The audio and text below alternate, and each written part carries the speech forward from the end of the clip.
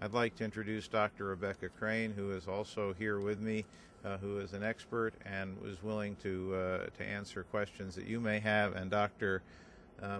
Jose Avalos, also who can speak and can speak also in Spanish. Please come join me. Questions? Questions?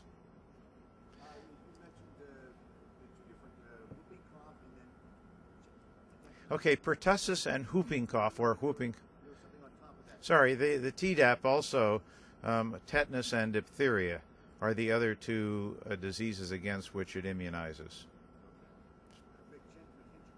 I'm sorry? Meningococcus. Oh, meningococcal disease, yes. Meningococcal meningitis particularly is something you hear about from time to time.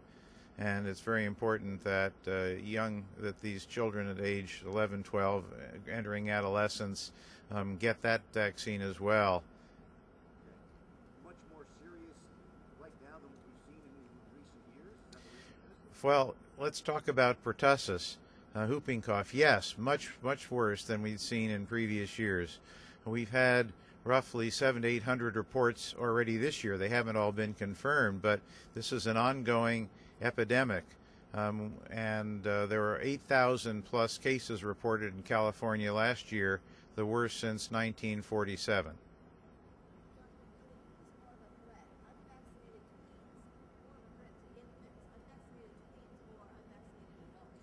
The answer is yes.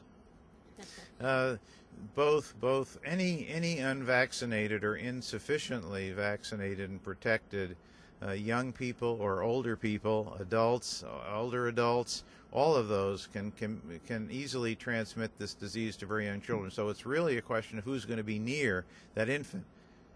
And anybody who's not fully protected, who is near that infant and who is coughing, can very easily transmit that disease to the infant. And one of the problems with both some adolescents and certainly in adults is that you don't always know that that's the disease you have. You don't have the terrible persistent cough always.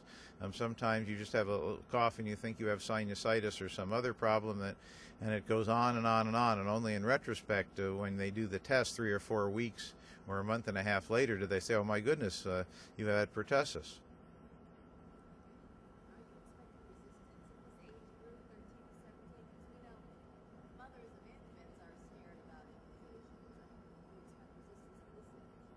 I'm sorry?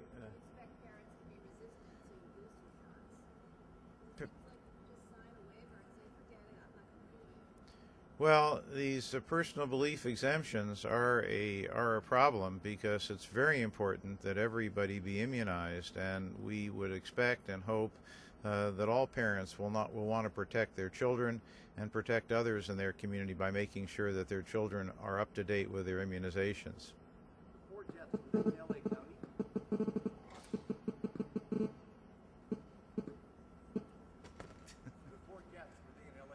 There were 4 deaths in LA County, and all in infants, and all before age 6 months. I don't have one.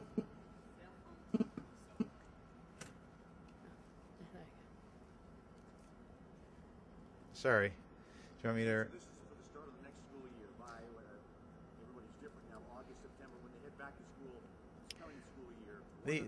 The law takes effect July 1, so any school starting after that requires that you show evidence that you in fact have had that Tdap booster, and that's 7th grade through 12th grade.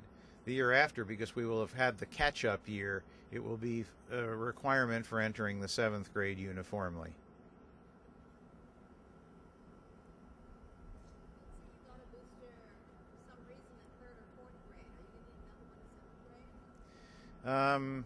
I think if you haven't had it, what is it, by? If you've had it after age 7. If you've had it after age 7, you're okay. But that's right. And if you've had it after age 7, you're okay. But if you've not had one since age 7, then you need to get the booster.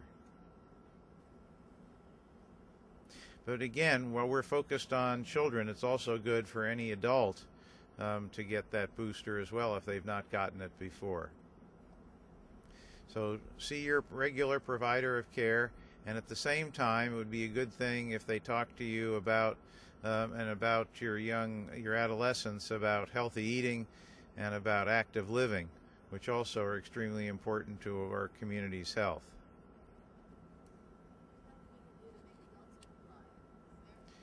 There's nothing we can do to make adults comply, but again, I think that part of this is an information gap. I don't think that most adults fully understand that they, in fact, are at risk, that they are probably not fully protected, and they can easily transmit it to children.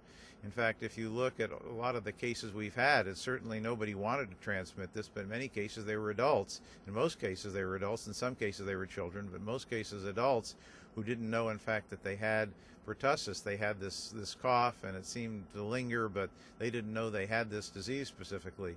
One of the reasons we've had a large increase in reporting is because we've, in fact, made this a big issue, and we've talked to doctors around the county and said, look, we want you to look for this, do the test, and report it to us because we're in the middle of an epidemic.